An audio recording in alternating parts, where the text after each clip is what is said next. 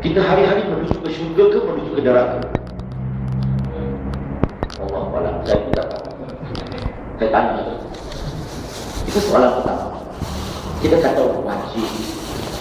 Mungkin sedikit kekeliruan tentang makna dakwah kita adalah jarang kita bincang tentang makna sebenar dakwah. Apa makna dakwah? Dakwah dalam bahasa Arab datang dari perkataan dal-aiyah. Maksudnya mengajak, menyeru, menjemput. Dalam konteks Islam, dakwah berarti suatu perjuangan dalam menyebarkan syiar Islam.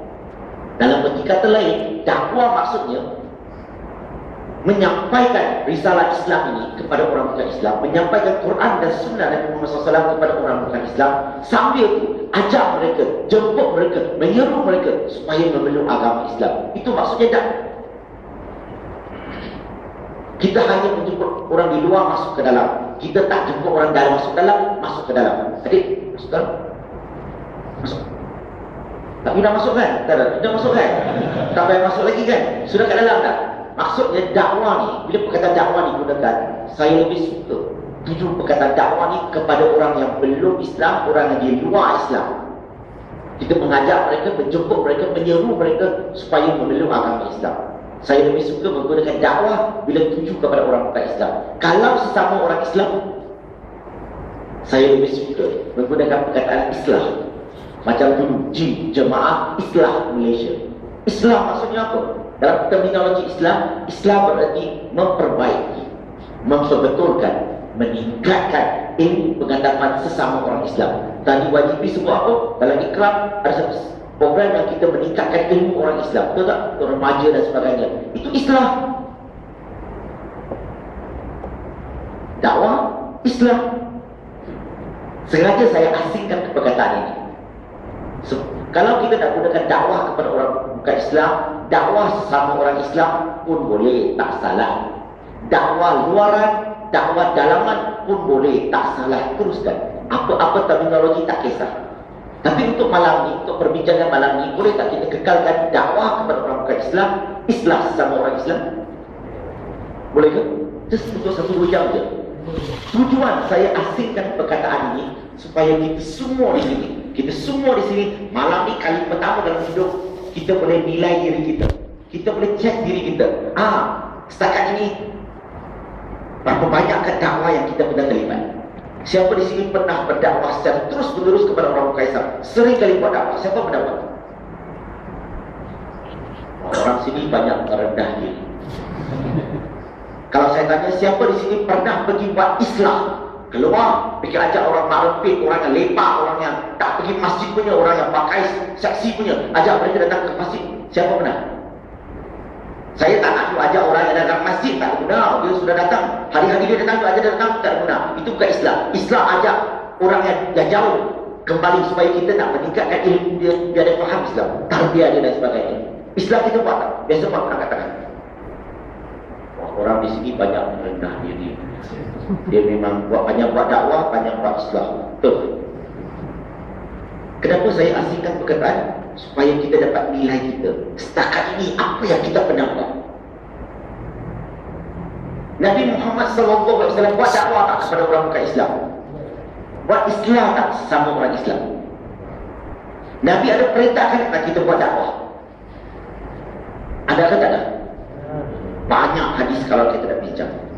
Tapi amalan kita hari ini sama tak dengan amalan Nabi Muhammad SAW? Dengan amalan para sahabat? Sama ke tak sama? Jauh. Boleh cuba bayangkan tak? Kalau Nabi Muhammad SAW wujud sekarang bersama dengan kita, kalau dia wujud di depan kita, rasa-rasa apa yang baginda akan buat? Macam kita ke? Pergi kerja, balik rumah, tengok TV, baca surah khabar, pergi masjid, solat, balik rumah, tidur. Esok pergi balik, macam tu. Ataupun apa yang baginda akan buat? Sebab baginda hidup, apa yang baginda buat? Hari-hari baginda punya pemikiran adalah macam mana nak menyampaikan kepada orang bukan Islam, menyampaikan sesama orang Islam. Hari-hari, betul ke? So, amalan kita sama tak dengan amalan Nabi Muhammad SAW? Kita kata kita umat Nabi. Nabi suruh kita buat tak? Baru-baru ni kita menyambut apa? Maulid Rasul. Kenapa kita menyambut Maulid Rasul? Apa tujuan? Sayang. Rasa-rasa? Oh, tak ada tujuan kan? Interesting. Masya Allah. Saya setuju. Susah mencari. Apa tujuan kita menyambut? Kalau kita tak faham tujuan dan buat apa kita buat? Setuju tak kita menyambut Maulid Rasul? Salah satu tujuan utama adalah nak mengingati Nabi Muhammad SAW, nak mengingati perjuangan Nabi Muhammad SAW, nak mengingati perintah Nabi Muhammad SAW. Hari-hari kita selawat Nabi. Kadang-kadang saya tengok orang selawat Nabi, saya rasa geli. Saya rasa nak pergi cakap kepada dia, tolong diam, tolong stop, jangan selawat. Jangan salah faham. Memang Allah suruh kita selawat kepada Nabi, kita selawat. Maksud saya, kalau kita setakat cakap kita sayang Nabi, cinta Nabi, selawat kepada Nabi, tapi kita tak ikut Nabi suruh, tak ikut apa yang baginda perintahkan, itu sayang ke? Kalau kita ada seorang bini, saya sayang bini saya, tapi hari baru pun tampar tu, maki dia, itu saya nak sayang bini ke? Cakap tak serupa bikin. What is the point? Selawat kepada Nabi. Selawat maksudnya ikut perintah Nabi, ikut apa yang disuruh. Penting tak kita faham beza dalam perkataan dakwah dan Islam. Hari ini selama bagi pengalaman saya selama 17 tahun masuk Islam, mula-mula saya masuk Islam di Malaysia 17 tahun lalu, saya buat dakwah seolah-olah saya tak pernah nampak ada sesiapa buat dakwah.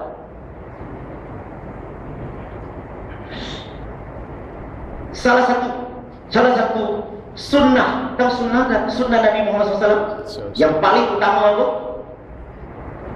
Yang paling utama adalah pedang. Itulah sebabnya Allah utuskan Nabi Muhammad SAW di muka bumi ini. Itu apa? Dakwah. Menyampaikan. Tapi hari ini yang paling utama lah tak buat. Yang tak penting punya buat cukup-cukup. Yang tak semua buat cukup-cukup, desain baru lagi. Itu yang sangat-sangat sedih. Saya rasa habis tak masa soalan. Ada apa lagi? Soalan tadi ni tentang soalan dulu. Bukan sembarang soalan. Dia ada 3 soalan ke dalam. Okey, selesai. Mana yang lebih utama? Sekarang ni ada orang pula bila ajak buat dakwah, dia akan kata, Brother Lin, sekarang ni kita betul ramai orang Islam yang tak amalkan Islam. Banyak orang Islam yang jauh daripada agama Islam. So, lebih baik kita buat Islam dulu. Dakwah kita buat kemudian. Tunggu orang Islam semua sudah bagus, sudah bersedia, sudah kuat, sudah macam malaikat, barulah kita buat dakwah kepada orang bukan Islam. Pernah dengar orang cakap tak? Ada orang kata, dulu saya masa mula-mula saya buat dakwah, orang kata, Brother Lin, lebih baik kamu bawa seorang Islam yang telah sesat kembali ke perjalanan yang benar daripada kamu boleh bawa 100 orang bukan Islam kepada Islam. Pernah dengar tak orang kata-kata begitu? Tak pernah Saya banyak kali dengar. Tapi tak apalah. Itu bukan hadis pun. Itu pendapat peribadi. Dalam Islam, pendapat peribadi tak boleh diterima. Kita ikut Al-Quran dan sunnah Nabi Muhammad SAW. So saya nak tanya, mana sebab lebih penting? Dakwah lebih penting ke Islam? Kalau Nabi tak buat dakwah, boleh ada Islam? Kalau baginda tak buat dakwah, boleh ada Islam? Dia mesti mula dengan dakwah dulu, barulah boleh buat Islam. Betul ke? Tapi kalau tanya pendapat saya, dakwah ke penting ke Islam penting? Kalau nak pakai logik, saya tanya muslimat. Kalau ada satu accident, satu kali ada satu accident, 2 orang baring kat lantai lah. Satu orang baring, sakit, tolong sakit. Satu lagi baring tak ada bunyi. Mana satu kita dah selamat dulu? Yang cakap sakit punya ke yang tak ada bunyi? Mana satu? Mana? Yang sakit tu. Dah ilaha illallah. Satu lagi. Kalau dia boleh cakap sakit, maksudnya dia boleh hidup. Dia tak ada dia tak serius. Yang tak ada bunyi tu kita tak tahu dia masih boleh hidup ke tidak. So we go for a serious one dulu. Betul ke tak betul? So sekarang ni orang bukan Islam, kalau dia mati masuk neraka secara umumnya. Orang Islam macam mana dia jahat, akhirnya akan masuk syurga. So mana lebih penting nak diselamatkan? Dia dah Islam lah, mana satu lebih penting? Kalau nak pakai logik, lebih penting orang yang belum Islam. Tapi bagi saya tak kata mana satu lebih penting. Definisi saya dakwah dan Islam ni adalah apa yang datang kita buat. Yang datang bukan Islam, kita buat dakwah. Yang muncul di kehidupan kita orang Islam, kita buat Islam. Kita buat dua-dua seiring. Dua-dua sama penting. Jangan pilih. Kalau jiran kita non-Muslim, kita buat dakwah. Kalau jiran kita Muslim, kita buat Islam. Dua-dua seiring. Dua-dua sama penting. Baginda buat dua-dua sekali. Tapi ada orang kata Islam lebih penting. Kalau Islam lebih penting, contohlah ramai orang Islam tak amalkan, kita berhenti dulu daripada berdakwah. Kita berhenti daripada berdakwah. Ada Nabi kata begitu. Zaman Nabi ada tak orang Islam tak nak solat berjemaah? Ada tak Nabi kata apa? Rasa nak bakar rumah mereka. Betul ke? Ada tak orang Islam tak amalkan Islam zaman Nabi? Ada munafik? Ada murtad? Ada. Tapi Nabi ada kata tak? Slow dulu, jangan nak berdakwah. Hold on, dakwah tak payah buat. Kita buat Islam dulu. Pastikan orang Islam semua macam malaikat dulu, baru kita dakwah kepada orang bukan Islam. Ada tak baginda kata begitu? Tak. Baginda tetap buat dakwah kepada orang bukan Islam, buat Islam sesama orang Islam, dua-dua seiring. So itu pandangan saya. Untuk sesi ini saya rasa cukuplah setakat ini. Wallahu a'lam. Jazakallahu khairan. Sudah sedikit penjelasan yang saya rasa memberi gambaran kepada kita betapa istilah disebut istilah dan kita faham.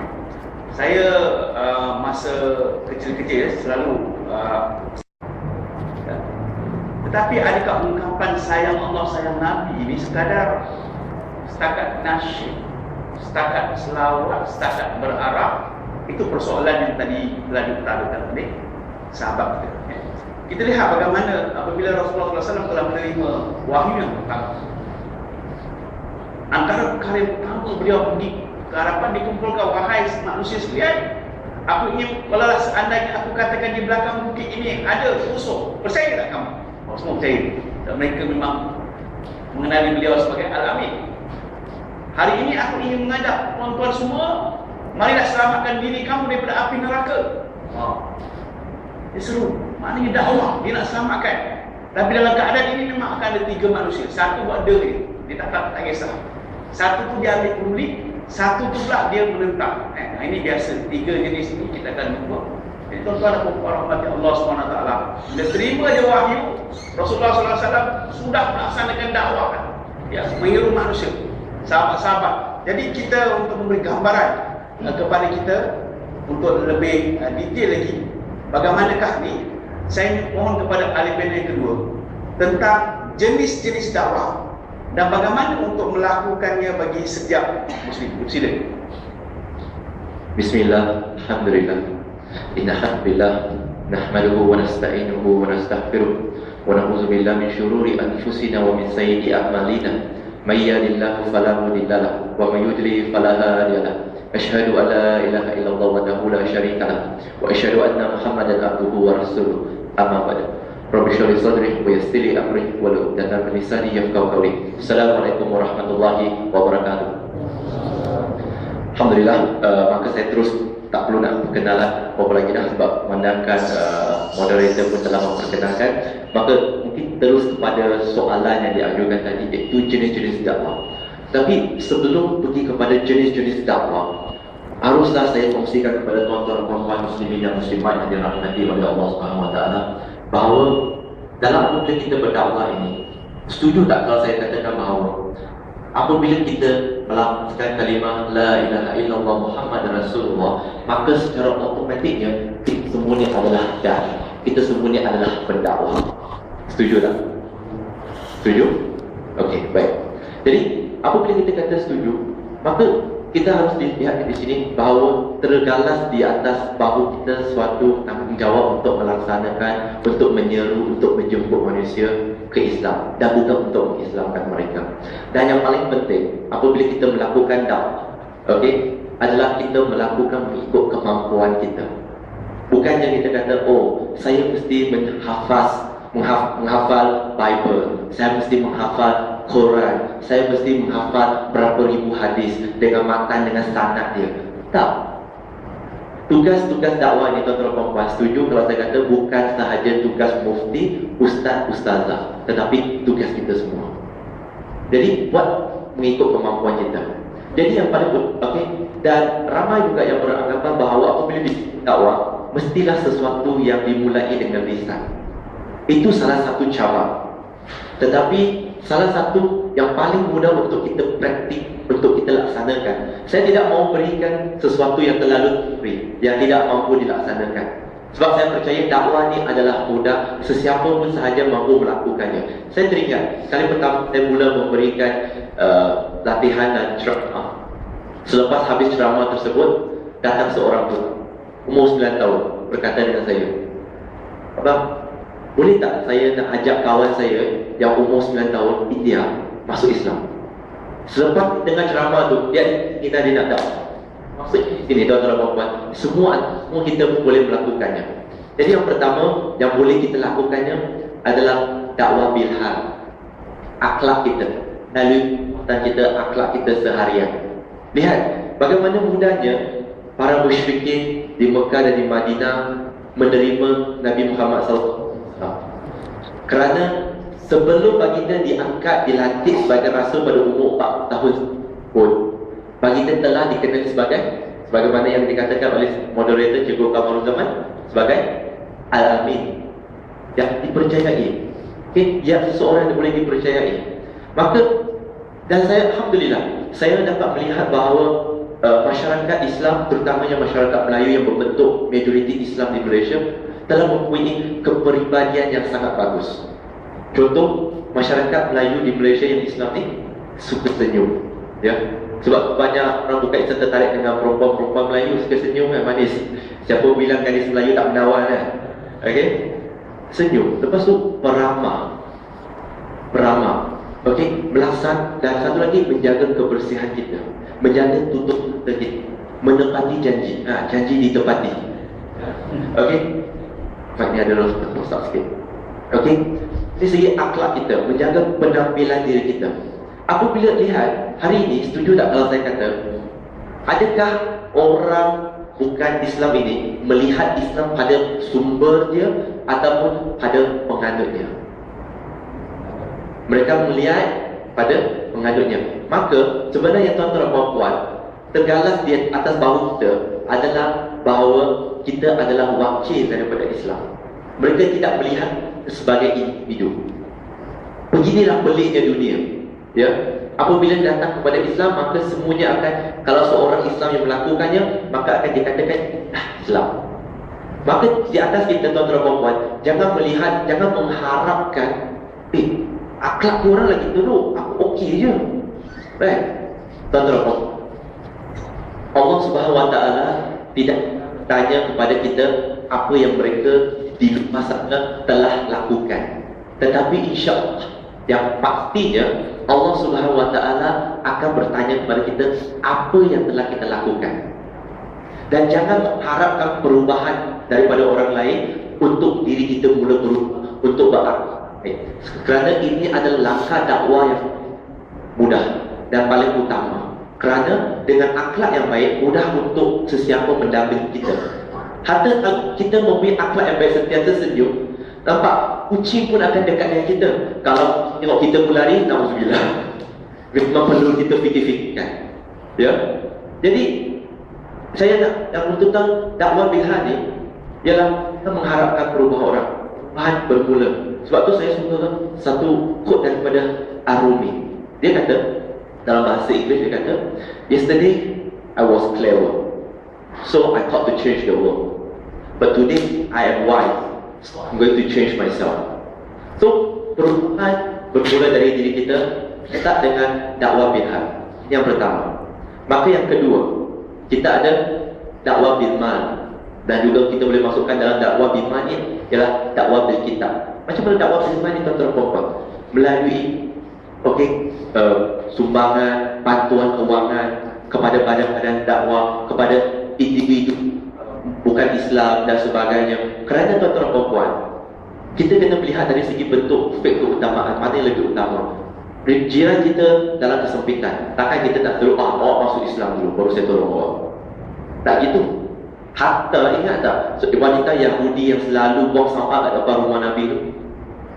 Nabi tak suruh dia buat macam tu pun. Hatta ketika sakit pun Nabi pergi melawat dia. Keutamaan kita ialah kita dengan beramal, dengan melakukan amal jariah, melawat mereka. Apabila kita buat sedemikian, maka mudah mereka mendekati kita, kita pun dah mudah mendekati dia. Dan lebih mudah untuk mereka menerima mesej yang cuba kita sampaikan. Dan kadang-kadang melalui dakwah Bimal ni juga, kadang-kadang kita tak tahu nak beli apa. Okey, kita dengan wang yang kita ada tu tak banyak. Kalau saya rasa kita juga beli surat khabar, majalah dan sebagainya. Okey, mungkin wang tu kita boleh kumpul sebulan tak keterlaluan. Kalau saya kata sehari kita kumpul RM1, sebulan tak ada RM30. Tuan-tuan puan-puan tahu tak, kalau dengan RM30 ni kita boleh beli berapa koran? Kalau ada RM50 lah, satu koran tu RM5 saja. Kita boleh beli 12. Betul tak? Bukan 6, 8, lebih kurang lah. Tak apa, matematik saya ni Cina fail matematik ni. Okey. Jadi koran kita boleh beli berapa? RM30. Berapa buku nipis-nipis yang tentang Islam yang kita boleh edarkan, bukan secara individu, tetapi contoh di surah Al-Mustaqimah ini boleh dilakukan secara berjemaah. Tulislah satu dalam risalah, tak dalam komputer. Okey, apa itu Islam? Jelaskan. Okey, lepas tu tulislah nombor telefon ataupun email. Lepas tu hantarlah kepada rumah, kepada yang tadi YDB kata, hantar kepada mereka. Wallahualam, kemungkinan ada tak mereka bila nampak ni, oh mungkin ini konsep. Kadang-kadang jangan kita fikir, kita buat satu andaian bahawa mereka telah mengetahui semuanya. Sesuatu pelik berlaku apabila kami buat street dakwah ketika Maulidul Rasul di Bukit Bintang dan juga Petaling Street. Apabila ditanya, kenal tak siapa Nabi Muhammad? Dia kata, kenal. Lalu orang yang bukan Islam dia kata, Nabi Muhammad tu Nabi untuk orang Melayu. Kita rasa pelik, kita gelak kan? Tapi itu adalah salah faham yang terlalu kecil. Jadi buat melalui tulisan, dakwah kitab ni, kita semua dan berikan kepada mereka. Dan satu lagi adalah melalui penulisan kita. Dengan teknologi yang berkembang sekarang, tuan-tuan dan puan, tidak semestinya kena fake to it sebagainya. Kita kena memanipulasikan teknologi yang telah dicipta, telah sedia ada untuk kita sampaikan tentang Islam. Kita ada Facebook, ada blog. Kalau kita boleh menulis di Facebook kita, apa yang aku makan hari ini, aku bergaduh dengan bini dan sebagainya, kenapa kita tak tulis sesuatu yang elok tentang apa itu Islam? Quote lah, ambil daripada surah mana, ayat mana, letak dalam Facebook kita. Kadang-kadang kita tidak tahu mereka yang membaca itu dalam masa kita dapat berdakwah, kita dapat juga berislam. Di Facebook saya selalu sehari itu insya-Allah lah, tidak kurang daripada 3 hingga 5 kali update. Kawan saya yang belum Islam, mereka tak pernah like status saya, tapi apabila saya berjumpa dengan mereka, mereka kata, you banyak tulis lah. Maksudnya mereka memerhatikan apa yang saya tulis. Mereka tak like. Kadang-kadang bukan like yang menjadi penentu sama ada status yang kita tulis tu berkesan ataupun tidak, tetapi adalah keikhlasan kita untuk menulis. Dan yang paling penting, bila kita menulis, ingat dalam surah Qaf, surah 50 ayat ke-18, bahawa Allah SWT berfirman, maksud dia, apa yang kita tulis, ada malaikat yang menyaksikan dan menulisnya. Jadi berhati-hati apa yang kita tulis. Apabila kita cuba sebarkan apa benda pun, kita kena berhati-hati. Dan kalau boleh, sebarkanlah benda yang bagus, selagi dia sahih. Jangan bila orang kata, oh ni bagus ni, hadis. Yalah, hadis mana? Kitab mana yang kata? Baru-baru ni tersebar tentang hadis ketika Christmas. Siapa yang mengucap Merry Christmas, maka mereka telah kafir, dalam Sahih Bukhari. Tak pernah pun saya tengok benda ni dalam Sahih Bukhari, tapi orang dah sebarkan. Jadi melalui penulisan, melalui blog. Dan blog ni salah satu medium yang sangat berkesan. Kadang-kadang bila saya lihat balik kepada blog saya ambil contoh. Bukan sesuatu nak dibanggakan, tapi saya ambil contoh supaya untuk memotivasi, memberikan satu inspirasi kepada tuan-tuan puan-puan untuk melakukannya. Apabila saya lihat di dalam blog saya, daripada pelawat ni dari mana, dan subhanallah, apabila saya lihat ada yang datang pelawat sejauh Russia, Iceland, UK, US, semua, Indonesia, Thailand, negara komunis ada. Masya Allah. Dan ada yang menghantar email kepada saya. Dia kata, saya suka pada penulisan awak dan sebagainya, teruskan dan sebagainya. Dan mereka ni bukan Islam. Dan dia kata, oh, awak, cara awak tulis memahamkan kepada tentang Islam. Jadi apa yang kita sampaikan situ, daripada kita tulis blog yang berkaitan dengan hiburan yang tidak akan memberi kira pahala kepada kita, dan kemungkinan juga akan memberikan kita syirk dosa. Baik kita share, kongsikan sesuatu yang tentang Islam, kecantikan tentang Islam. Kita berbetulkan secara tanggapan apabila timbulnya isu, kita berbetulkan. Itu pun dakwah tuan-tuan dan puan-puan. Orang akan lihat, inilah orang Islam. Sebab apa? Apabila ada keadilan, mereka tak berpihak kepada Islam orang Muslim. Walaupun orang Muslim, dia adalah orang Muslim, tapi dia salah tetap salah. Macam contoh, pernah ada isu tentang orang kata apa? Tentang nasi roti gunakan minyak babi dan sebagainya. Benar tak? Dan disebarkan. Dan penulis di dalam tu, dan banyak kawan saya yang terutama daripada agama Kristian, dia kata you are doing the right things. Mereka setuju. Dari cara macam ni, kita akan menarik perhatian mereka untuk terus ikut blog dan penulis kita. Okey, dan yang akhir sekali sudah tentu tuan-tuan dan puan-puan adalah dakwah bil lisan, melalui lisan kita. Bukannya semestinya kita peta bercakap, okey, tidak. Okey, kita boleh mengatakan apa yang kita tahu. Tahu tak apa itu Islam? Apa maksud Islam? Apa maksud Muslim? Kalau apabila mereka bertanyakan soalan yang kita tidak tahu jawapannya, apa yang paling mudah? Kita kata soalan yang bagus. Dan dalam Islam, Allah berfirman dalam surah Al-Anbiya surah 21 ayat 7, "Fas'alu 'ala dzikri in kuntum la ta'lamun." Saya tak tahu, jadi saya kena tanya orang. Jangan pula kita pandai-pandai kita pergi buat jawapan. Ya. Inilah antara beberapa jenis-jenis dakwah yang insya-Allah kita boleh mampu lakukan secara praktikal. Ini yang sekurang-kurangnya. Dan jika kita tak mampu nak melakukan sebarang ini yang last. Okey, inilah yang tak ada dakwah. Yang ini saya kata jangan buat dakwah buat hal. Tadi dakwah bil hal yang kita buat, jadi jangan dakwah buat hal. Maksudnya kita tak mampu nak menyampaikan, kita tak mampu nak berkata sesuatu yang baik, maka diam.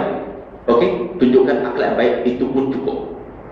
Jangan pula pergi marah orang, caci orang dan sebagainya, tulis benda yang tak elok, yang tak betul. Itu jangan, sesekali jangan. Wallahu a'lam. Serahkan balik kepada moderator. Jazakallahu khairan. Telah diterangkan tentang jenis-jenis dakwah dan bagaimana untuk melaksanakan. Tuan-tuan dan puan-puan rahmati Allah, dia turunnya surah Fusilat, surah yang ke-41 ayat 33. Wa man ahsanu qawlan mimman da'a ila Allah wa 'amila shalihan wa qala innani minal muslimin. Sahabat-sahabat bila dengar saja ayat itu, mereka balik rumah, mereka pesankan isteri mereka, abang nak pergi keluar dakwah, tolong siapkan bekalan. Dan isteri pun cukup motivasikan diri sampai dia katakan, abang kalau abang gugur syahid, ia akan tunggu di pintu syurga. Ini Dewi Armugam yang ini. Mungkin Dewi Armugam ni dia macam ada kasyaf, adik dia masuk Islam. Dia nyanyi lagu tu macam seolah-olah macam tahu lah adik dia masuk Islam. Sebab tu dia katakan dia akan tunggu di pintu syurga. Sebab dia tak ada masuk syurga tu kan, dia belum Islam. Tetapi satu lagu berikut dia bagi pada kita ni yang perlu kita fikirkan.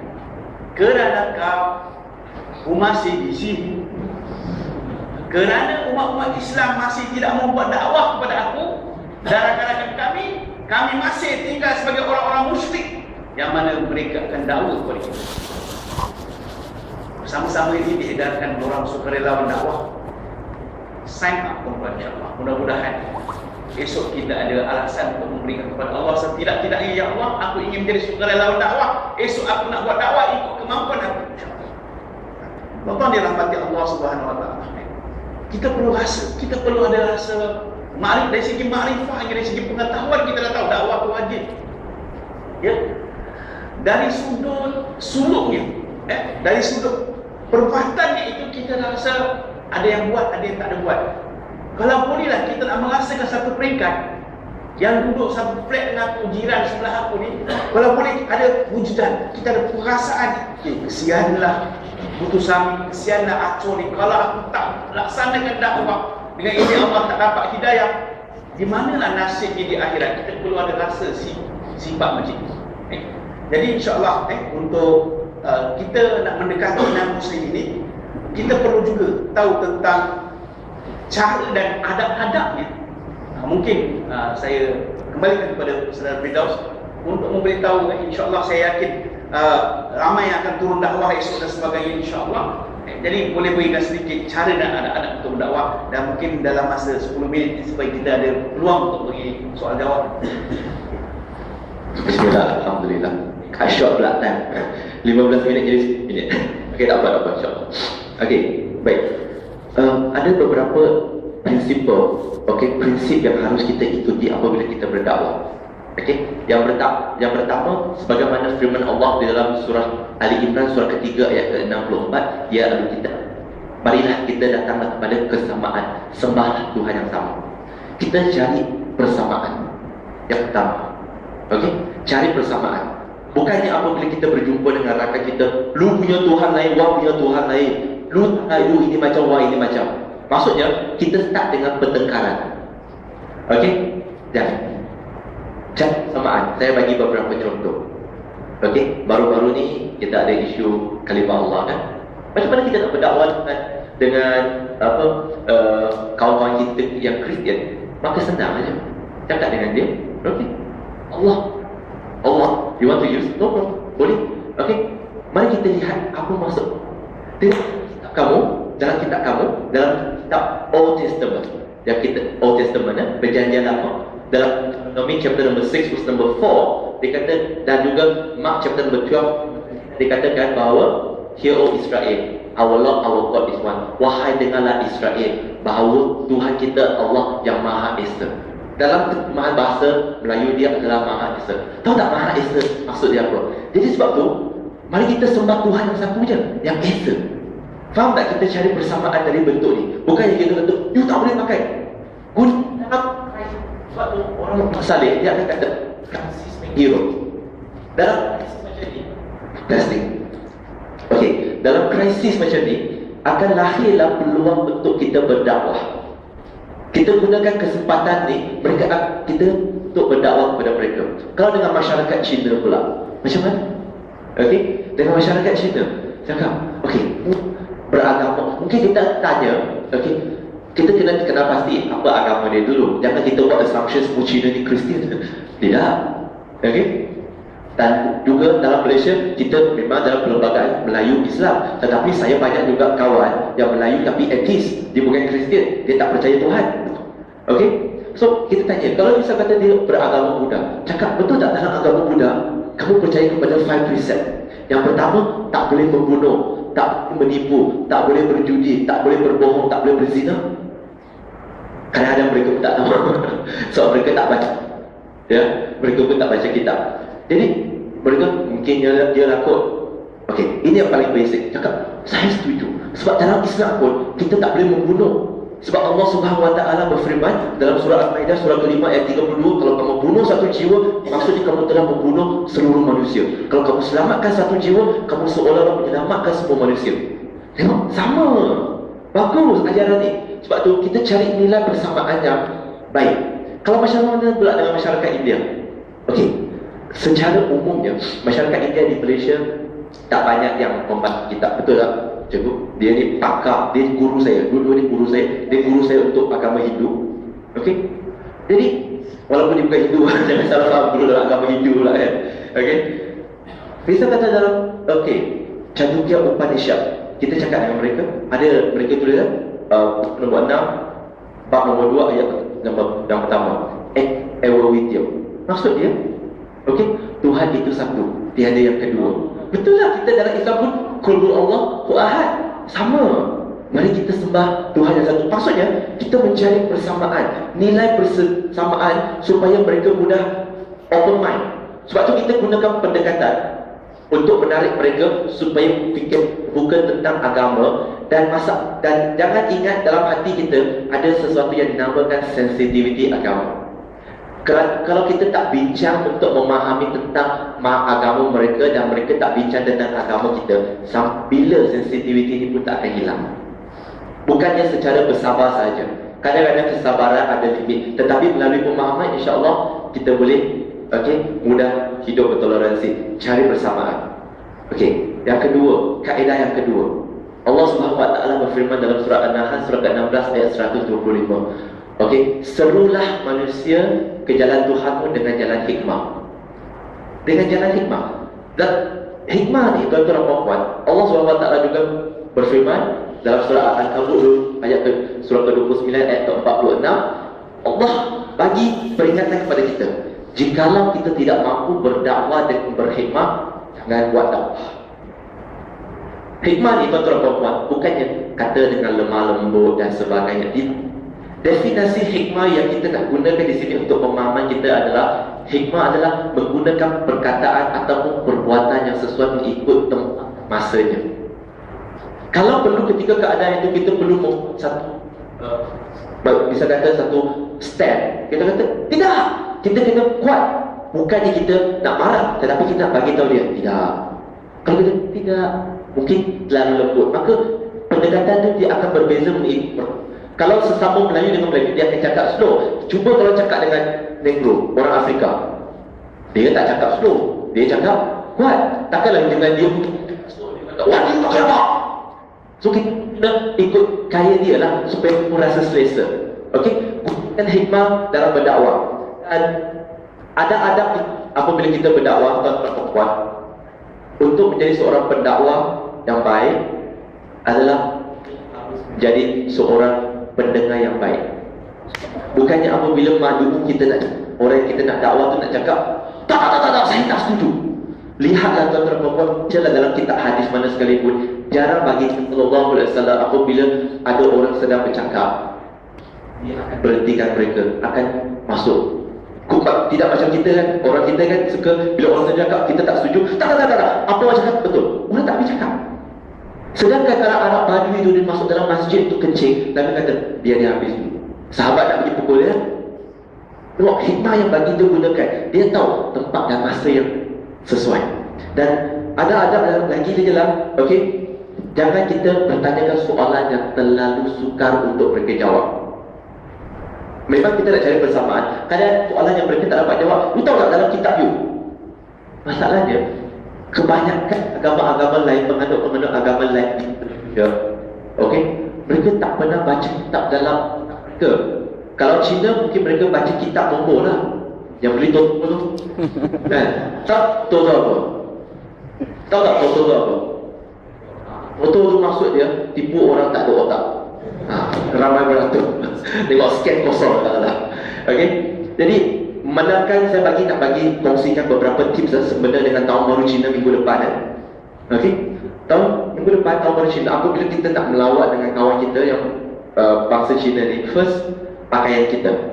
Kalau boleh jangan pakai pakaian yang hitam, kerana bagi masyarakat Cina pakaian hitam ni melambangkan kematian ataupun kesuburan. Kalau boleh pakai pakaian putih, merah, kuning dan sebagainya. Okey, kalau nak bagi angpau boleh. Kalau mereka bagi angpau, kita pun nak. Dan okey, apabila mereka hidangkan kita makanan, tuan-tuan dan puan, jangan tanya halal tak? Ini tak hikmah. Kalau kita tak nak makan, okey, sekejap ya, saya minum air dulu. Ataupun saya sebenarnya dah kenyang, dah nak melawat je. Sebenarnya nak melawat je. Jangan kata ada halal tak? Ada cok halal tak? Tak. Jangan. Okey? Itu akan menyinggung perasaan mereka. Dan juga apabila melawat mereka pada hari pertama dan hari kedua, ingat tadi saya cakap ada buat dakwah bilhal kan? So bila makanan jatuh tu, jangan. Hari tu Brother Fidel baru cakap dakwah bilhal, pergi cari penyapu dekat dapur, pergi ambil penyapu sapu. Yang ni bukan dakwah bilhal tuan-tuan perempuan, ini dakwah buat hal. Sebab apa? Hari pertama dan hari kedua tahun baru Cina, masyarakat Cina umumnya mereka tak sapu lantai. Sebab bagi mereka ini adalah menyapu kekayaan mereka sepanjang tahun.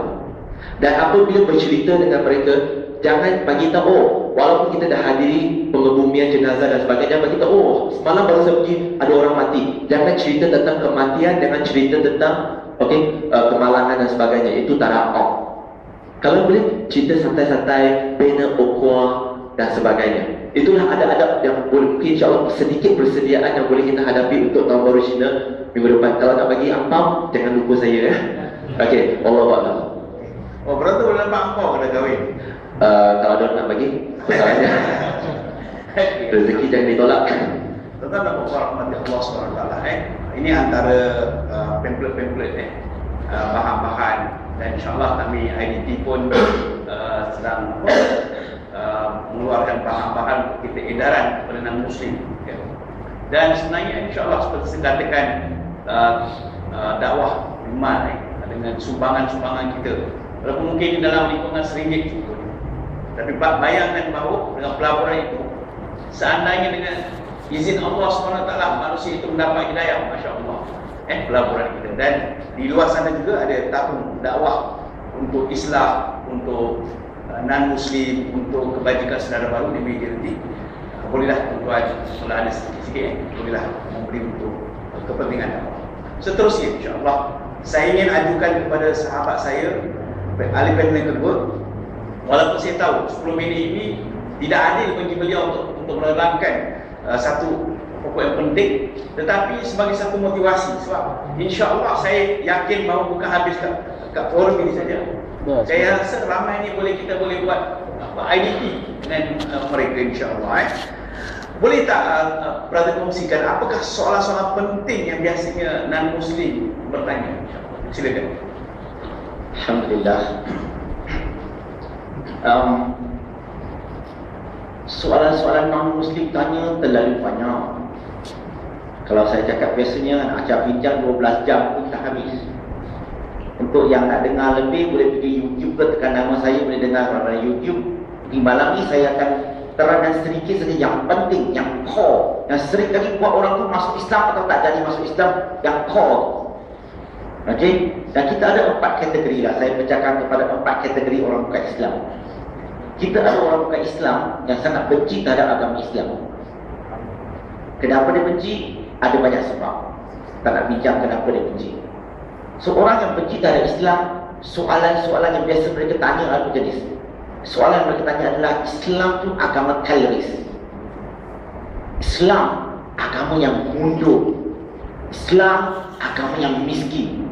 Siapa-siapa masuk agama ini memang akan masuk dalam kategori.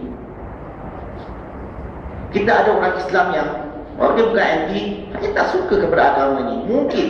Mungkin tak suka. Ada sebab-sebab dia lah. Tak perlu bincang lah. Kenapa kan? Masa tak cukup. Orang yang tak minat Islam, tak suka Islam dan sebagainya, saya percaya mereka dapat mesej yang salah. So sering kali soalan yang mereka tanya terhadap Islam adalah, kalau Islam baik, kenapa orang Islam begitu? Kalau orang Islam kata Islam bagus, kenapa orang Islam begitu? Ini soalan yang biasa mereka tanya. Dan bagi orang yang tak minat Islam, biasanya soalan yang mereka dalam otak mereka adalah, Islam ni agama yang sangat susah, penuh dengan pantang larang. Ini tak boleh buat, itu tak boleh buat. Buat ini salah, buat itu dosa. Buat ini masuk neraka. Inilah yang kita bincang. Dan memang betul.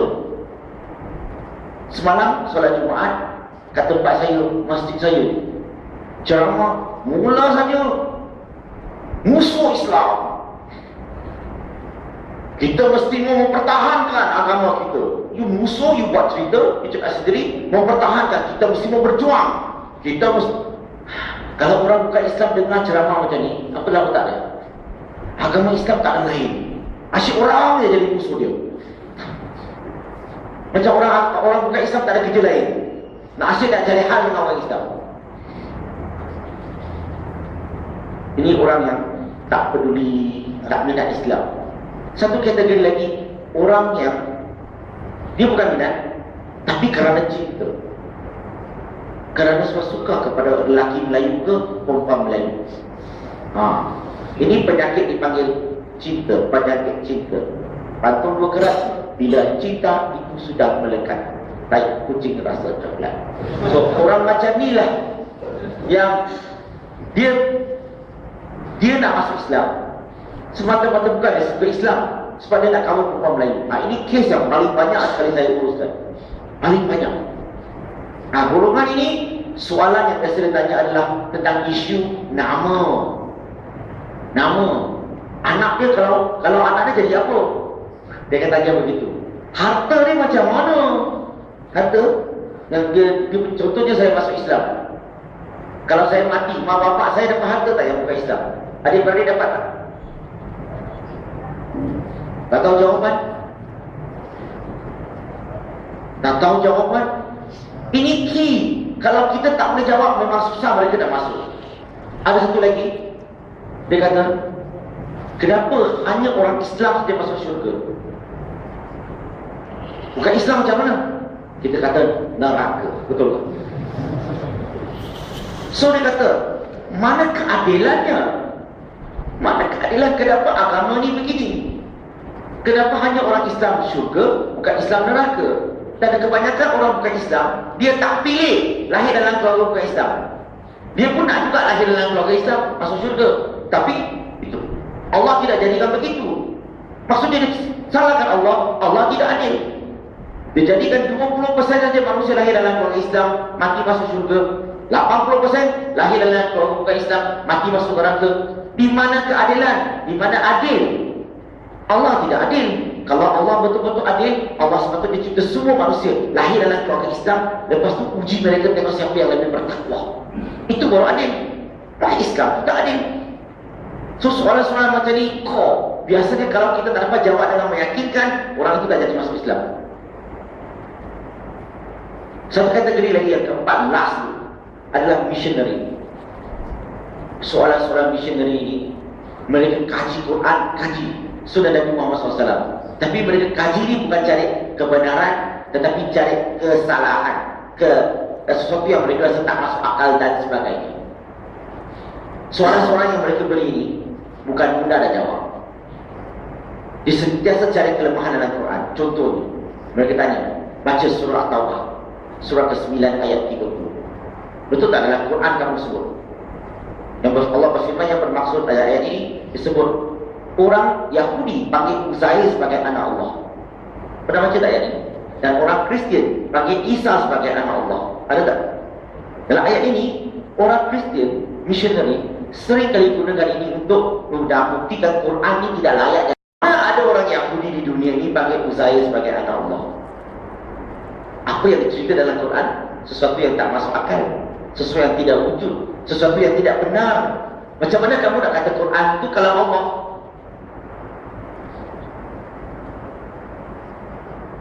Kata dia itu Nabi Muhammad SAW. Ini saya bagi satu saja, kalau banyak sekali kalau nak bagi.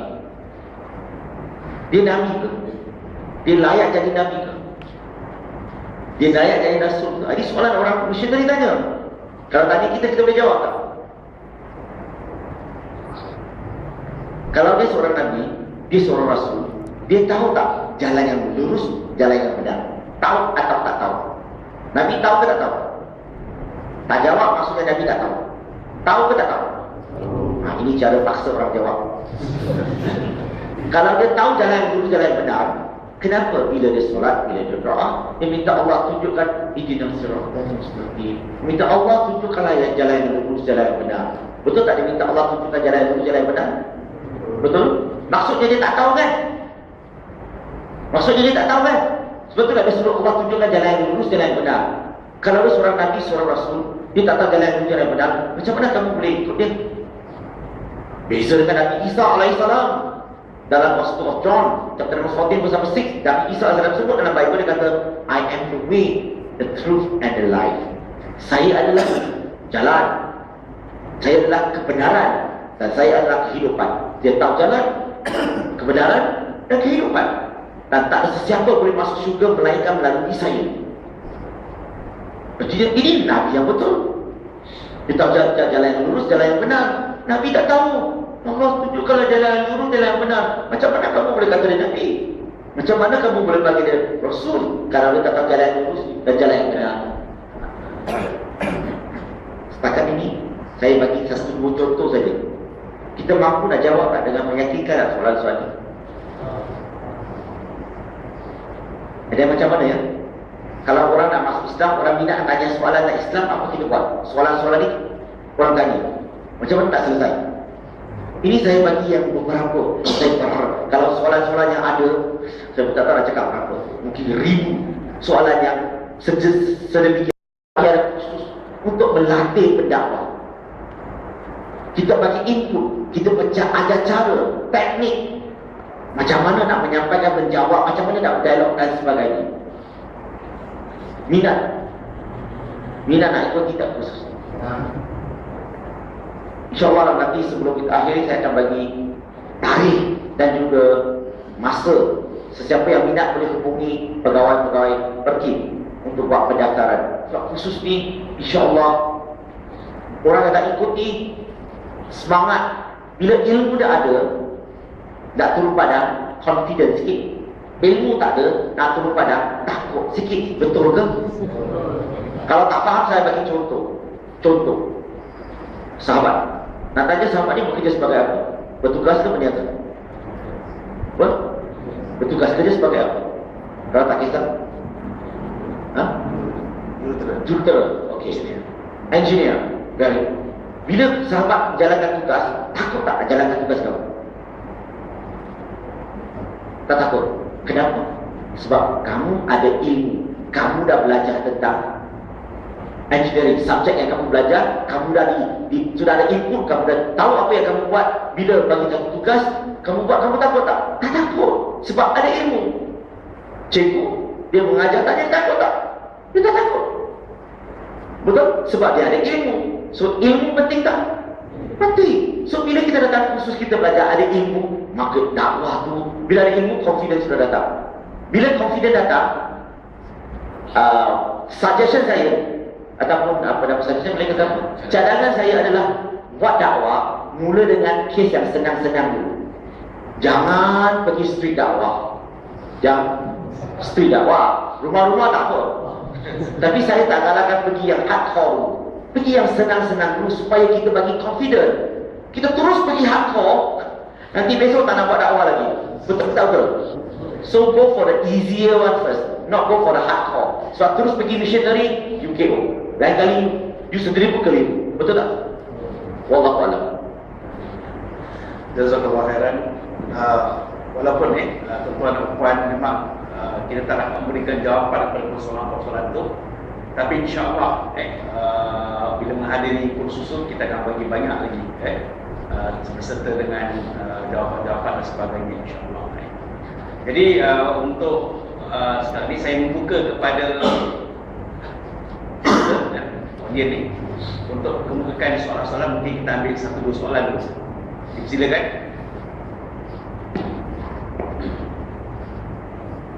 Ya, silakan. Saya nak tanya tentang isu kalimah Allah tu dan sekutuan dengan agama.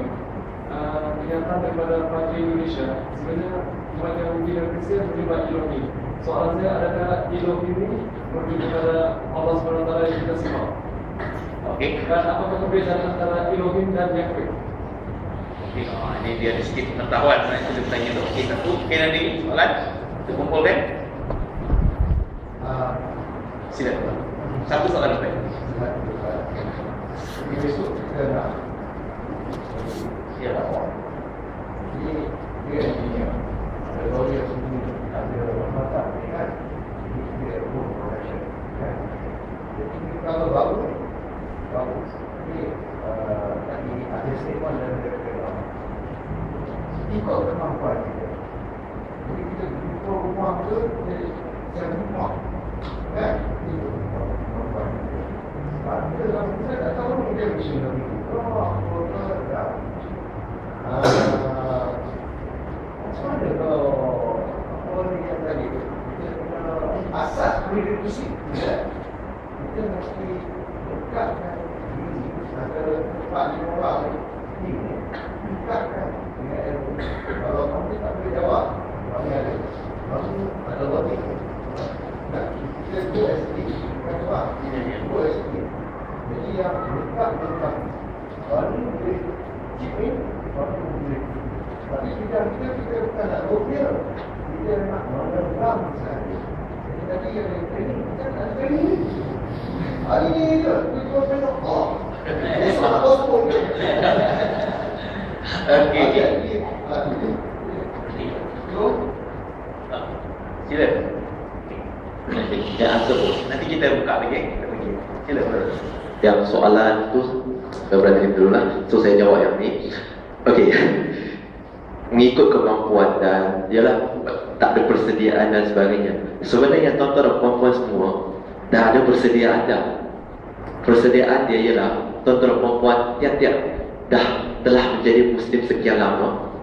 Alhamdulillah ada kekuatan yang Allah Subhanahu Wa Taala bekalkan. The first thing in mind apabila kita keluar nak buat dakwah, ya, niat kita. Kalau niat kita, insya-Allah sentiasa ingatkan rakan kita. Sebagaimana apa ketika saya buat street dakwah ketika Maulidur Rasul, kami adakan di Perlis, Pulau Pinang, Ipoh, KL dan Melaka serta alumni kami. Saya berpesan kepada mereka, betulkan niat kita. InsyaAllah kalau niat, kita sentiasa kena betulkan niat kita dan insyaAllah Allah akan tolong kita. Dan bagaimana pula kalau berhadapan dengan hardcore yang kita tak boleh tak jawab? Tak apa, kita reka cipta jawapan. Best tak? Tak, kita tak begitu. Semua tengok saya. Apa ni? Tak. Apabila kita didatangi, kita pun tak tahu siapa makhluk kita. Tak tahu latar belakang mereka. Kita ketuk pintu, kadang-kadang kita kena halau. Kadang-kadang anjing ni kat dalam dilepaskan. Betul tak? Ada dihadapi.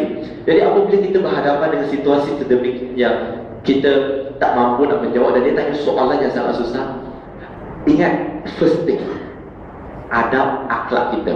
Walaupun soalan dia nampak sangat kritis, kritikal, seolah-olah menghina Islam, tetapi senyum. Senyuman ni mampu mencairkan hati orang. Senyum dulu, senyum. Biar masa dia cakap senyum, walaupun hati panas ni. Tapi senyum. Senyum, kita anggap okey, soalan yang sangat menarik. Dan betul lah, saya bersyukur. Tahu, sebab hari ini awak sebenarnya telah mengajar saya sesuatu dalam Islam. Walaupun saya lahir Islam, kadang-kadang dalam berdakwah kita buat bodoh. Walaupun saya lahir Islam, saya dah 40 tahun, 50 tahun jadi Islam, tapi saya tak pernah pergi soalan macam ni. Soalan awak ni memang membuatkan saya terfikir. Memang soalan yang bagus. Sebab tu kan, soalan yang bagus macam ni, dalam Quran dia ada ajar tau.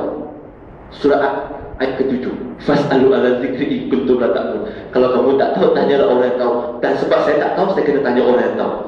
Apa kata macam mana kita boleh berhubung?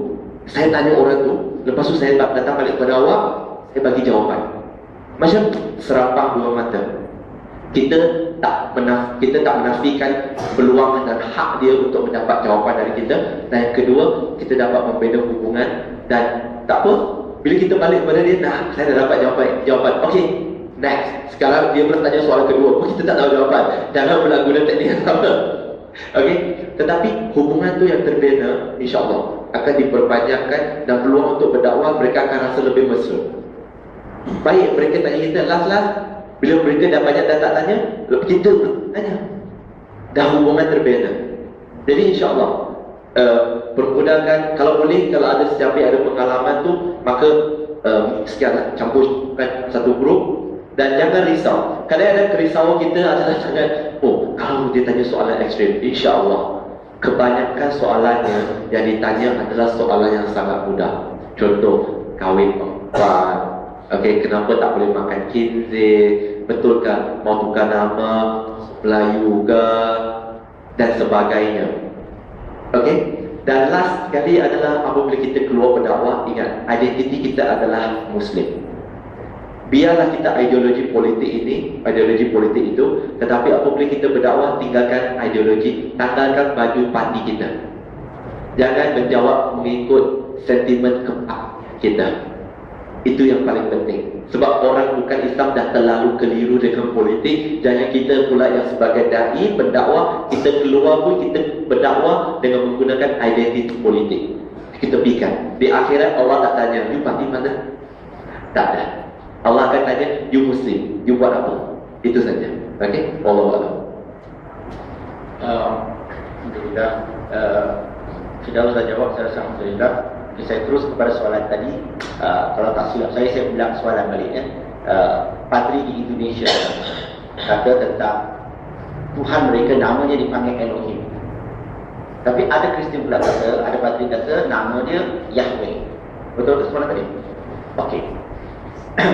Sebenarnya Elohim ni dalam bahasa Hebrew, Eli itu tuju kepada Tuhan, God. Elo mean God, Tuhan. ilah, pilih Tuhan. In adalah cara penghormatan kita, panggil Tuhan, panggil Nabi, kita panggil, kita sebut